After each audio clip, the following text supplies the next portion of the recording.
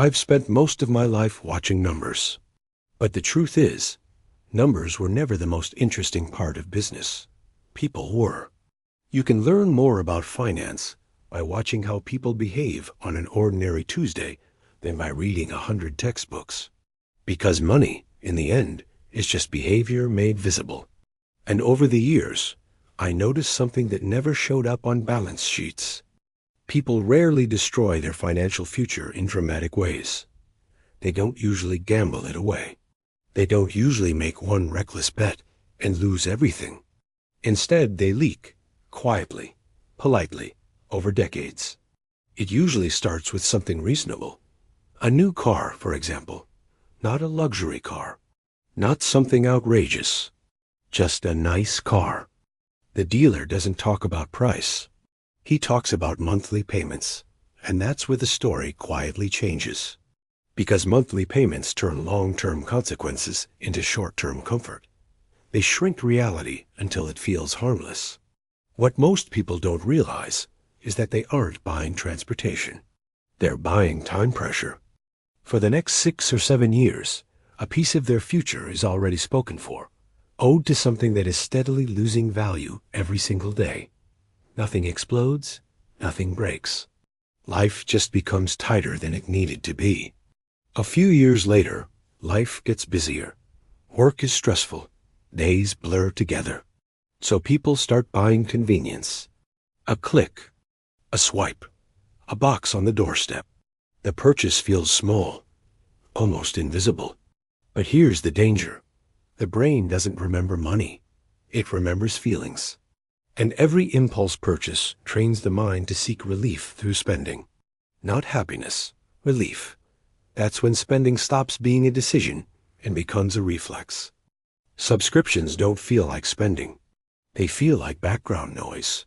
$10 here, $15 there. Nobody wakes up worried about subscriptions. But when you stop looking at something, you stop managing it.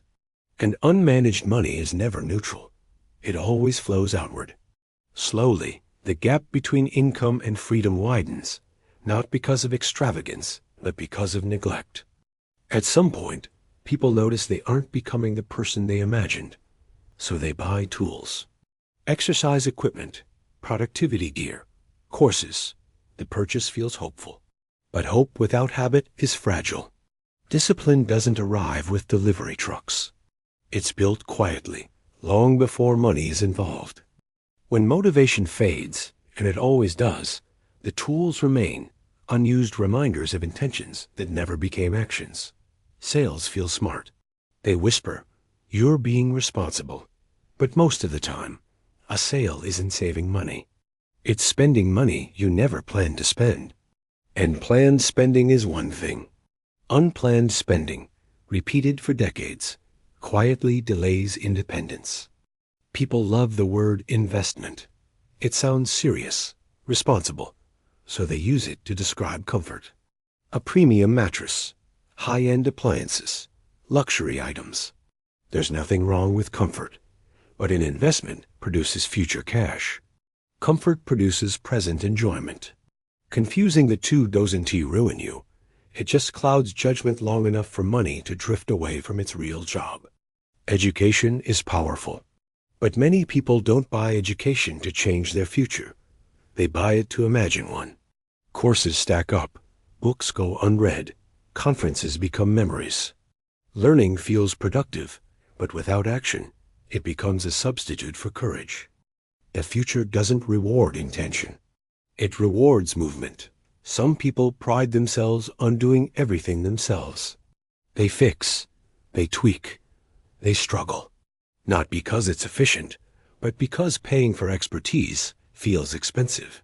What they don't realize is that time is the only asset with no refill. Money returns. Time doesn't. Trading hours to save dollars is often the most expensive decision a person can make. It just doesn't show up immediately.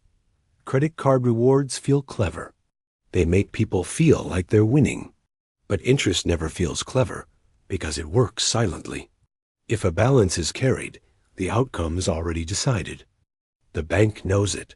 The math knows it. Only the customer pretends otherwise. Everyone feels pressure, work, family, expectations. So spending becomes a release. Brunch, shopping, short escapes. Labeled as self-care. But money used to escape emotion doesn't heal. It numbs. True rest doesn't need justification. And it never creates regret afterward. Some people pay for prestige. Premium cards. Exclusive memberships. Not for the benefits, but for the feeling. If the benefits go unused, the fee becomes a quiet rent payment for identity. Ego is subtle, and it's expensive. Miracle products promise transformation. If they worked consistently, they wouldn't need persuasion. Real change is boring, repetitive, unremarkable. That's why it's rarely advertised. Home renovations feel productive. They feel like progress. But many improve lifestyle, not value. Enjoyment is real. Returns are not guaranteed. Mistaking taste for investment leads to disappointment when the market doesn't agree. Simple lives don't require complex systems. When advice costs more than it needs to, someone else is benefiting from confusion. Fees compound just like returns, quietly, relentlessly. The most expensive purchases are made to feel productive. Desks, gadgets, gear. But focus isn't sold. Discipline isn't delivered. Work is done, one ordinary day at a time. Financial freedom doesn't arrive loudly. It doesn't announce itself. It shows up gradually, when enough quiet leaks have been sealed, when spending becomes intentional, when time is respected, when patience is allowed to work. Not fast, not flashy, just steady, year after year. That's how wealth is built.